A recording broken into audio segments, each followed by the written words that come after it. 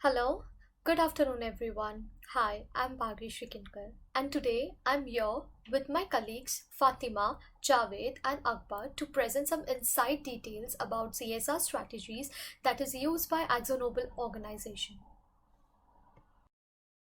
Here in this presentation, we are going to talk about some key points that are included in our presentation. First one is the background details of Akzo Nobel, introduction to Carroll's pyramid, CSR strategies, reasons for CSR strategies that are used by Akzo Nobel organization, SWOT analysis, pestle analysis, some competitors analysis, recommendations, Q&A, and some references. Getting to analysis, let's have some insights like background information about Akzo Nobel. What is the mission and vision? So, Akzo Nobel is a Dutch multinational which provides paints as well as performance coatings for both industries as well as consumers at a global level. The quarter of the organization is established in Amsterdam and it provides employment opportunities to around 32,000 people in the world. In the year 2020, the revenue collected by Akzo Nobel is nearly about 8.5 euro billions. So, moving on to our next slide is the Carroll's Pyramid. Carroll's Pyramid is a framework that explains how and why an organization should take their social responsibilities. According to this theory, in order to achieve this, the companies must fulfill their responsibilities at four different levels. First, economic. Second, legal. Third, ethical. And fourth is the philanthropic. Akzo Nobel works on grow and deliver strategy. And that's the reason they are leading positions in large and attractive markets. They balance geographic exposure, that is 50% revenue from the emerging markets. They have strong cash generation. The firm is awarded by CII ITC Award in the Excellence in CSR domain. The firm has started an educational project that is named as Parivartan, and it is also awarded by the Vision India National CSR Award for the livelihood creation. So now I would like my colleague Fatima to explain more in detail about the CSR strategies that are used by Akzo Nobel organization. Thank you, Bhagreshi, for giving a great and informative introduction. Let's move on the CSR strategies of Akzo Nobel. Akzo Nobel leading a position in a large and attractive market and having the world-class portfolio of the brand where we can generate around 12% of revenue. We as well as a balanced geographic exposure, 50% revenue from emerging market, and well positioned to accelerate growth and enhance the profitability.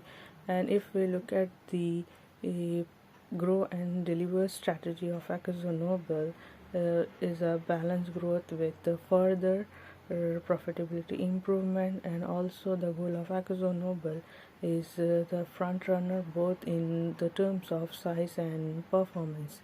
And the most important of P4 of Akzo Nobel, that is P for P1 passion for pain, P2 precious process, P3 powerful performance, and P4 is a proud people.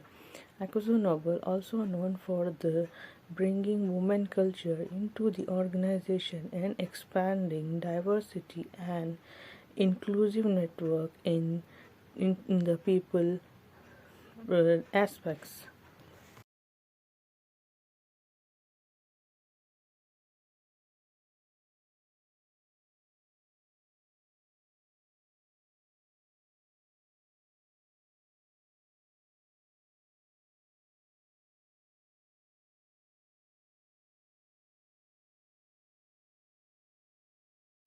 Now let's have a look on the pastel analysis and SWOT analysis of Akzo Nobel.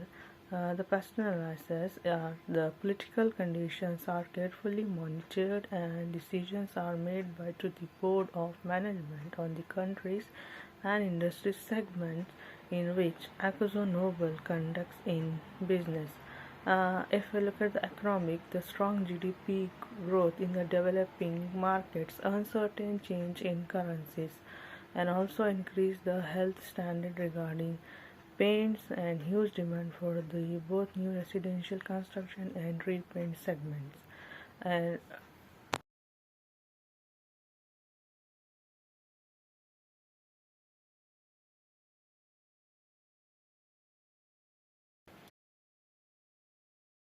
now,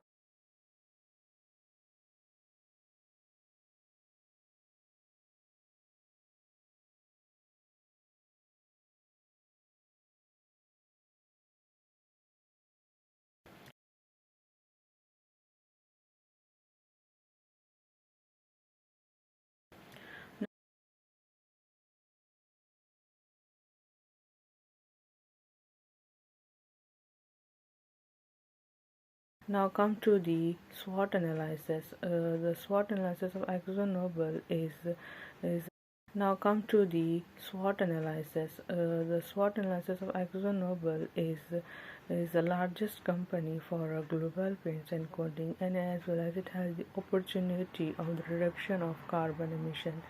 So these are the my secondary data of the Akzo Nobel, where we can understand that how the Akzo Nobel become a successful brand in the world.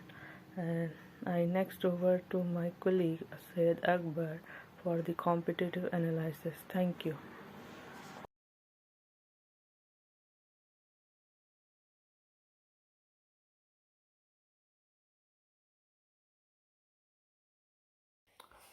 Hello guys, thank you for giving me this opportunity and move forward with competitive analysis. If we compare the example with other companies. Hello guys, thank you for giving me this opportunity and move forward with competitive analysis. If we compare the example with other companies such as Indigo Paints, Shalimar Paints, Consigner and Scare Paints.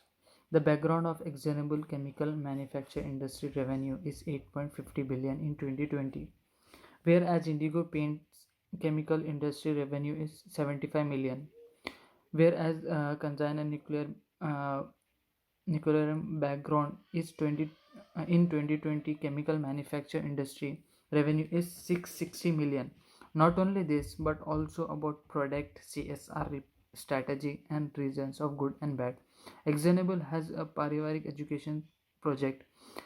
Consign in 2021 athletic governor practice. Shalimar paints strategy for getting project of milestone. There are many more competitive analysis where we can clear in the industry about background, product, CSI strategy of example. Thank you. I will hand over my next slide to Javed.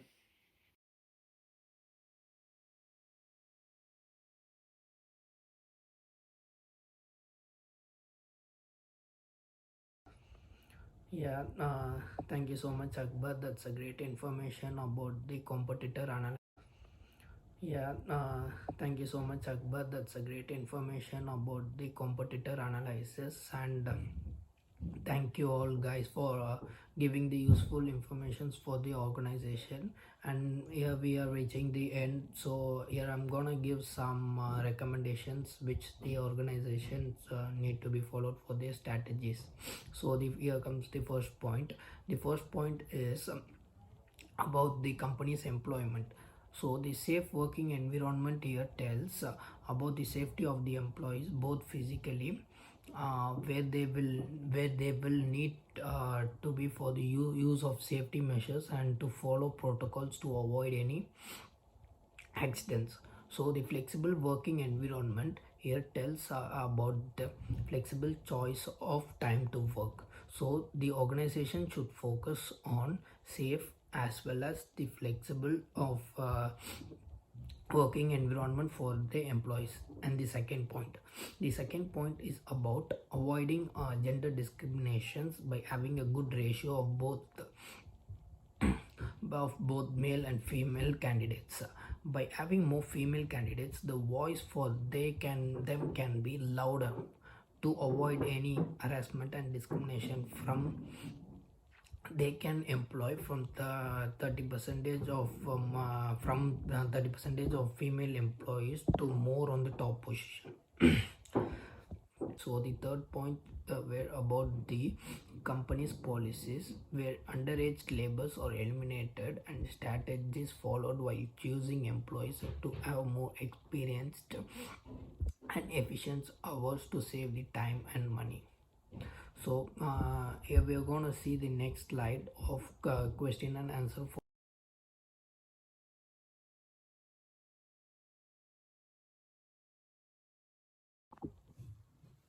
So here I have prepared some question and answer.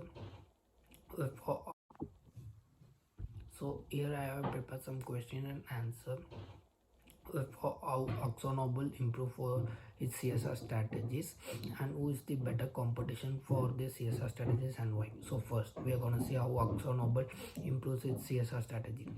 So Akzo Nobel can improve its CSR strategy by focusing on providing a safe and flexible working environment to its employees. Moreover, the company can also bring gender diversity by inclusion of the female and male on employees on an equal level. So yeah. So the second question is which competitor have the better CSR strategy and why? So the better competitor for the Akzo Nobel is Kanchan Nerolac Limited. Yeah, Kanchan Nerolac Limited. They for limited focuses on decarbonization aspects as well as effective ethical governance practices concerning the people and profit and hence associated with better CSR strategy than Akzo Nobel.